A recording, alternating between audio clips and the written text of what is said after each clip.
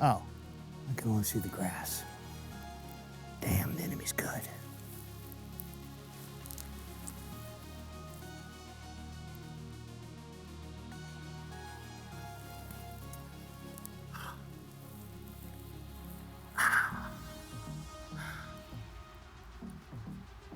Beginning observation.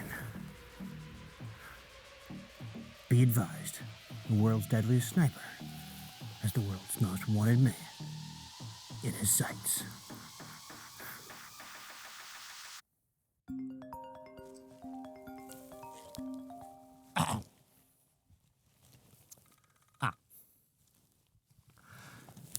Hey, Boo Boo Bear. Uh-huh. Oh, no, I'm at the store right now. Uh-huh. Oh, yeah. 2 boxes of the little bars for the kids? Uh-huh. With the purple box. Uh-huh. Anything else? Uh-huh. Uh-huh. Okay. Okay, won't forget. Okay, love you. Kisses. Well, welcome to the M110 we have at home. So, prior to starting filming this video, out of a morbid curiosity, I went on the interwebs and I checked to see how much an actual Knight's Armament M110 is. And if you can even find them, they are what I would call beyond prohibitively expensive. However, thank you to the miracles of modern manufacturing, there are a variety of actually very high quality, accurized semi-automatic sniper systems, just like this PSA Super SASS here, where you can actually get all the same performance and mission capabilities that the M110 was designed for at what we may call a reasonable price. Not new car, let me put it that way. Now there's a lot to take into mind when you talk about long-range shooting and the purpose behind these guns. So that's what we're going to talk about today. What are these guns for, and what glass you're going to need on them? Obviously, it's going to be an EOTECH, but let's get into it. So, semi-automatic sniper systems, generally in 308 or 6.5.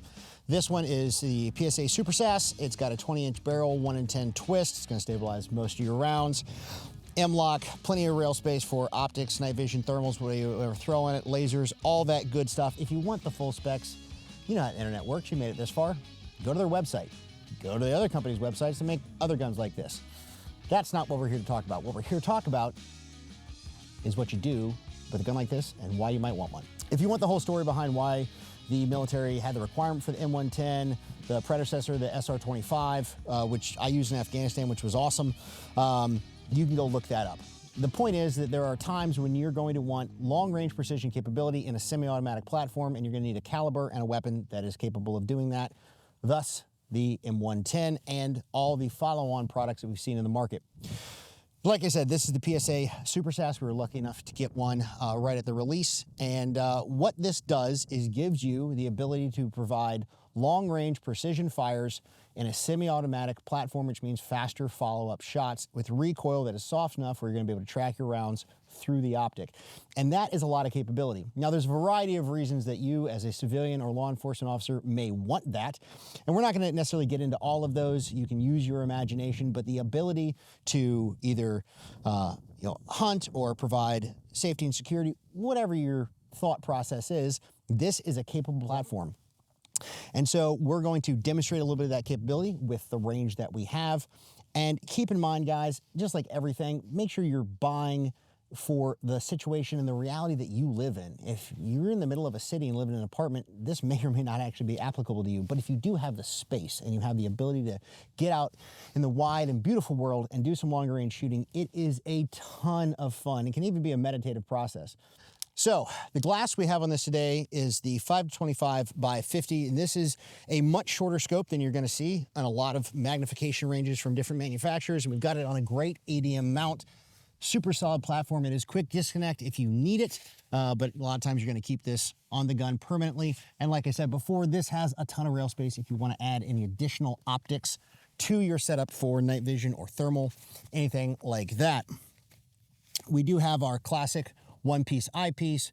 We've got our ocular adjustment. We've got, your windage and elevation here. This is a return to zero, so you can go ahead and get it zeroed and then move the cap back to zero, so you always know if you bump it for any reason, something like that, you can go back to zero. Then you've got your focus adjustment, and it is an illuminated reticle, which I'm going to flip on here because it's fun. This is in 308, although it's probably going to come in a variety of other calibers down the road, and you can use that information to pick the best caliber for you.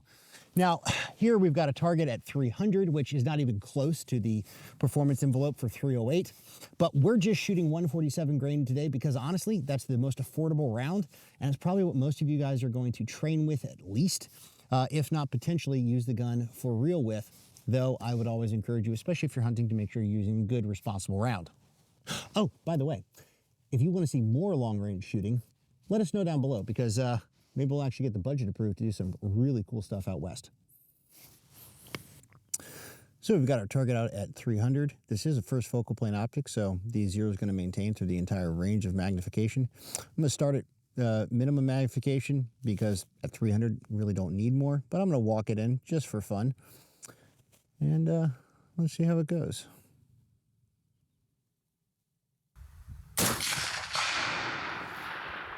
Easy day.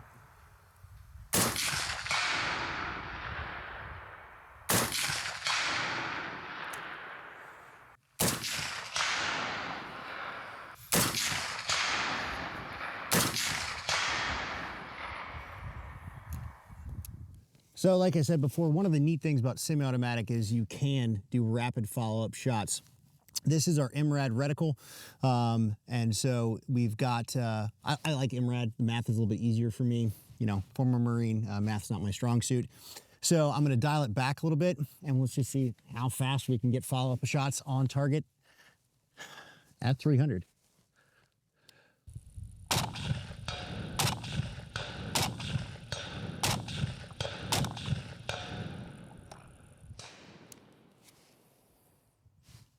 Yeah, that's pretty easy. So looking through this optic, I am just, as pretty much always, I'm just so astounded by how good the glass is. A lot of times when you dial in higher magnification ranges, the clarity and the amount of light coming through can really be cut down, and it's just not happening with this glass, man. I can go all the way to 25, get set up in my position, and I swear this looks almost as good. Honestly, it may look a little bit better than what I'm seeing with my eyes just around the scope. It's absolutely fantastic.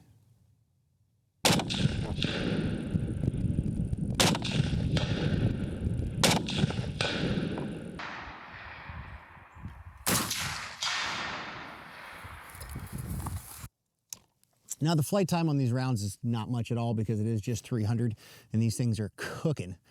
But with this kind of magnification and this kind of clarity, if I was shooting at say 8 to 1,000, and again, depending on your environmentals, you're able to see trace, or you can track impacts really well. And depending on your reticle you're using, you may actually have that grid system like with the Horus, the H59, where if the bullet lands somewhere in the grid, you see that splash and you just instantly adjust, or you know your calls, you know your holds, and you're able to make quick follow-up shots. Now, one of the other really cool things about the Super SASS or other similar systems is that it's not just a fixed in-place precision weapon system. In fact, if you want to, you can, throw a sling on it, which honestly you should probably have for most of your guns anyway. And you can use this thing sort of as a classic battle rifle. Now, if you want to have that as a dedicated option, you may want to have an offset or a 12 o'clock red dot to really aid you for those faster follow-up shots. But depending on your level of skill and training, it's not necessarily required. So we'll just throw this bad boy on, pop my bipods up, and get after it a little bit.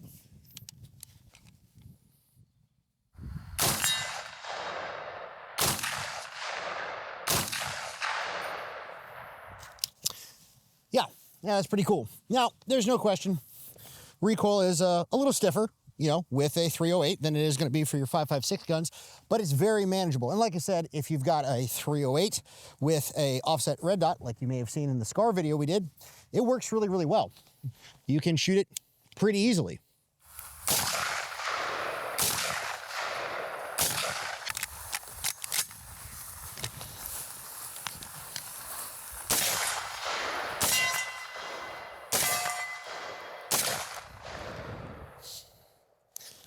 Yeah, you can run this just like an AR, albeit a little bit slower, a little bit more recoil, but it's a lot of fun. And honestly, at closer distances, depending on your level of skill and how comfortable you are doing it, you can almost point shoot this thing. Again, kind of like an AR, which is pretty cool. So we've got a couple of infinity targets right here, and we're just gonna see how it goes.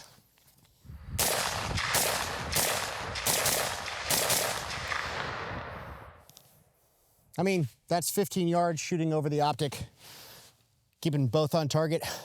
And yeah, pretty much center of the target-ish. You know, good enough for government work. And depending on your mount setup and all that, you know, shooting upright can be a little bit challenging. But guys, this is a very versatile platform with nothing but a nice piece of glass, a solid mount, and a very capable rifle. And man, is this thing fun to shoot.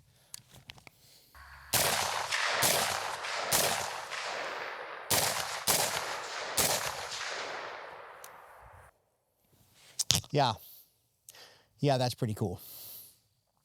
Well, guys, hopefully you learned something. You found this video interesting, possibly even entertaining, and most importantly, has given you something to make fun of me on the internet for, because I think that's what we're all here for at the end of the day. I would suggest you consider, if you have the budget and you have the space and this weapon system makes sense for you, checking out a 308 precision-oriented rifle. You cannot beat the 5-25 Vudu for absolute amazing glass clarity and capability at long ranges.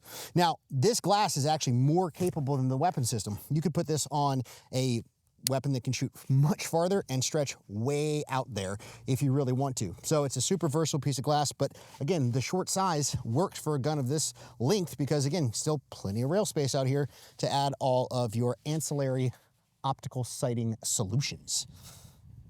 I'm gonna coin that phrase. All right, guys, train hard, live free. See you next time.